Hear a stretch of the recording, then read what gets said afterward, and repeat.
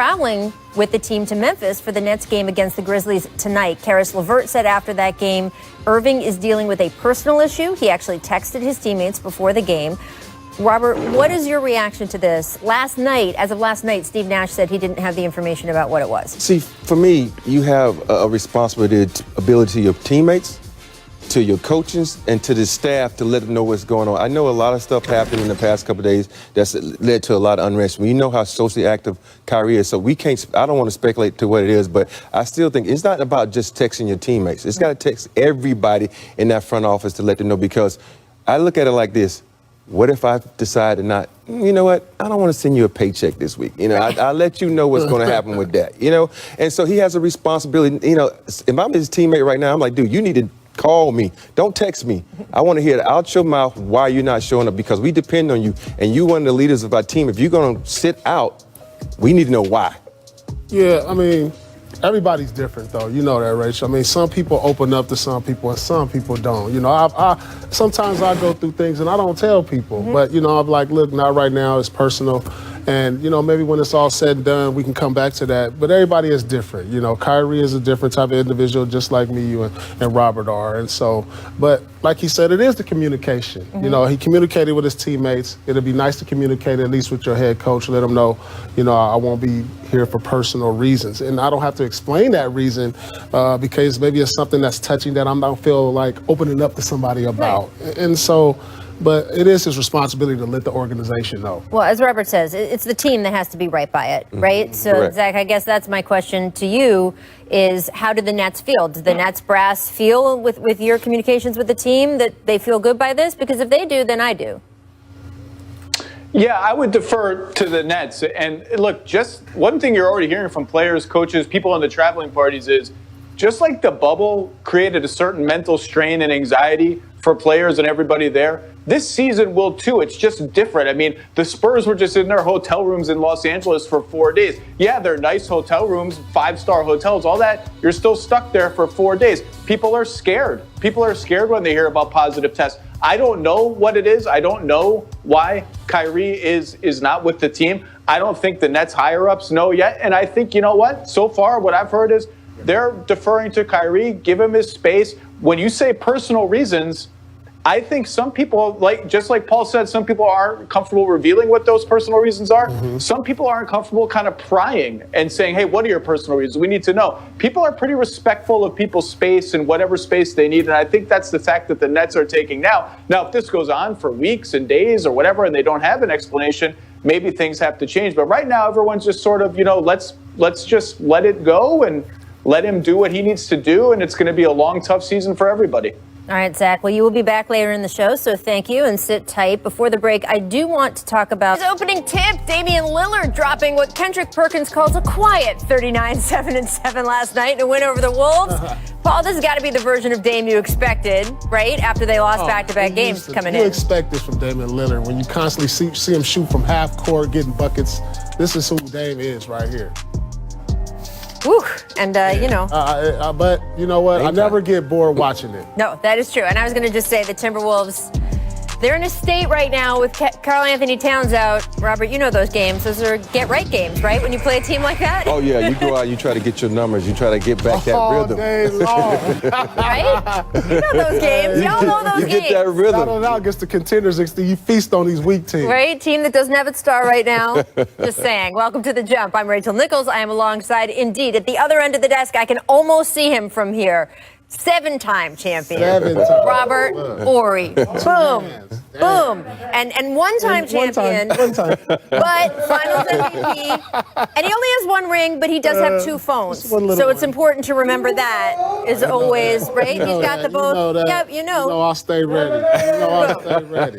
Boom. Yeah. Coming up on this show, Luka Doncic put up 38, 13, and 9 last night in a win over the Nuggets. Okay. What's changed for him after a slow start? We'll discuss that and our expectations for Lonzo and LaMelo Ball's first head-to-head matchup in the league right here on ESPN, 7 o'clock Eastern, so stick around for that too. First, though, it was dramatic. I will give you that. 1 minute, Sixers guard Seth Curry was on the bench for Philadelphia's game against Brooklyn last night. The next, he wasn't. Rumors began flying, and by postgame, they were confirmed. Curry had been removed because a positive COVID test had come back mid-game. So yeah, dramatic. And because it played out in front of the cameras, it spawned an avalanche of questions. Should all the Sixers quarantine now? Should the Nets game against Memphis tonight be canceled? Are we wiping the next 2 weeks of Philadelphia's schedule off the board? Well, here are your answers. No, no, and also no. The league is not shutting down for Curry's positive tests, much like the league did not shut down for the 4 other positive tests it announced just a few hours earlier in the day as part of the league's routine weekly update. As Adam Silver has said multiple times before the season started, positive tests are expected outside a bubble. So with Curry, just like the others across the league who've tested positive in the past month, now is when the protocols kick in. As we speak, the NBA's team of scientists is holding contact tracing interviews with the Sixers. And here's what they're looking for. Was anyone else on the team in a small indoor space with Curry for more than 15 minutes without a mask? So if Curry played video games with someone in a hotel room without a mask on, that would count as a close contact. And that person would have to self-isolate for up to 7 days, depending on the level of contact and the sick person's viral load at the time. For example, when several Rockets players got haircuts in a player's apartment, and shortly afterward, Kenyon Martin Jr. tested positive, the other players, including John Wall and DeMarcus Cousins, had to isolate and miss games, even though they never ended up testing positive themselves. And here's another example. Just today, the Celtics announced 3 of their players are going to have to sit the next few games due to contact tracing. Or this one, last night. Alex Caruso returned to the Lakers lineup after missing 5 games due to contact tracing. Alex said the protocol had kicked in because a friend who had stopped by his house after Christmas had ended up testing positive. So he had to sit, even though he never ended up testing positive himself. So let's get back to Seth Curry. How much is contact tracing going to affect the rest of the Sixers? The answer is probably some, but not the whole team. For example, the NBA's health experts say that sitting in a team meeting with masks and distancing, not a close contact. And here's the key one. Playing in an NBA game with or against someone who ends up being positive is usually not considered a close contact either. How? Well, league doctors look at the same second spectrum on-court tracking that scouts use. And so far, they've found it's extremely rare for any one player to be in close proximity to another player for a full 15 minutes, even just cumulatively over the course of a game. There are exceptions to that, of course, which is why they double-check that data, as well as practice facility security cameras and the new tracking devices that players will be required to wear for team activities starting tomorrow. And they also, of course, check test results. Every NBA player and every staff member around them regularly gets daily testing, which means Seth Curry must have tested negative the day before yesterday. Otherwise, he wouldn't have been on the bench last night. And on game days, players get double tested. The first is a rapid test, which Curry presumably also passed yesterday morning. The second is another PCR test, which usually takes around 8 to 10 hours to come back. Clearly, that's the one that came back positive, which led to, that mid-game removal last night. It was certainly jolting to see, but it's not something that's going to shut down the league. Not in this very strange season, where the drama is not only confined to the court. And I do want to now welcome in ESPN senior writer Zach Lowe.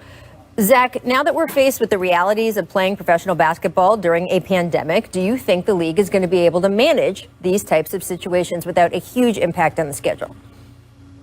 This is what everybody signed up for when we left the bubble. I mean, think about this. 6 months ago or whatever, the league was trying with the medical review board to basically unilaterally bar higher risk people from even going to the bubble, including older coaches. And now we've all decided, we're all going to get on planes and stay in hotels and play basketball. This is life. This is going to continue to happen, especially after the holidays. And Rachel, you mentioned this. The team that people haven't been talking about, we're talking about the Sixers and the Nets and future games being postponed. I do think things like that are going to happen throughout the season. I haven't heard a lot of talk about the Wizards, who played against Seth Curry. And you mentioned the stuff about how a game is not necessarily considered close proximity. I mean, I guess I still feel like what we know about this virus is outweighed by what we don't know. So I believe that? I'm not sure. But the Wizards played Seth Curry the night before. As you said, presumably he passed. He was negative at a point of contact rapid test before that game. If I were a member of the Washington Wizards, knowing what I do about incubation periods and all this, I would still be a little nervous today, man. I don't know that we can just sort of leave that game behind and pretend we're just moving forward from it. So this is all scary stuff, and all you can do is hope that everyone follows the rules as best as possible. But I don't think this kind of stuff is going to stop, and they built a break into the schedule for makeup games and all that. They're going to keep trying to soldier through. All right, well, I want to bring Paul and Robert back into this conversation. Paul, how difficult do you think it's going to be for teams to put out a competitive product night in and night out when these protocols are happening, especially the contact tracing ones? Well, we're seeing it right now when you see key players to each team have to sit out because of protocol. I mean, we saw an example of this because of the NFL. You know, they started before us. We had a bubble initially. Now we're out the bubble, so now you have travel, hotel, you know, you're interacting with different people. And so this is going to continue throughout the season. What I do suggest, though, and I've been thinking about this because you don't want to lose your best product. I think when the playoffs start, we go back to the bubble.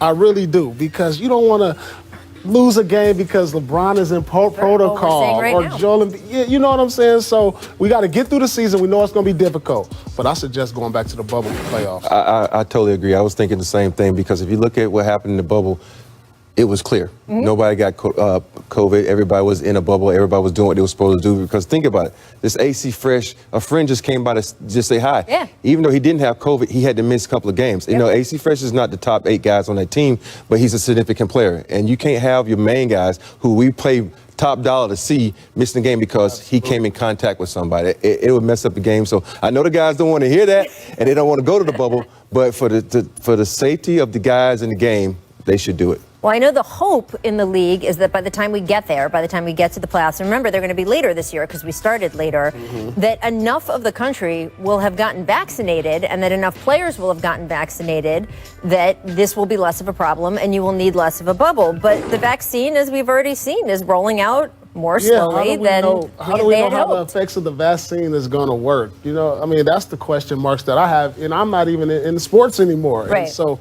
you know, how does it affect the old people around you? How does it affect pregnant people, like the people who we're around our daily lives? And so I'm just not so sure that is the 100% answer. For me, you know, we always talk about, you go to college sports right now, the protocol is they kept Trevor Lawrence out because they thinking COVID would attack the heart. You know, these guys are running up and down the court and doing exerting a lot of energy.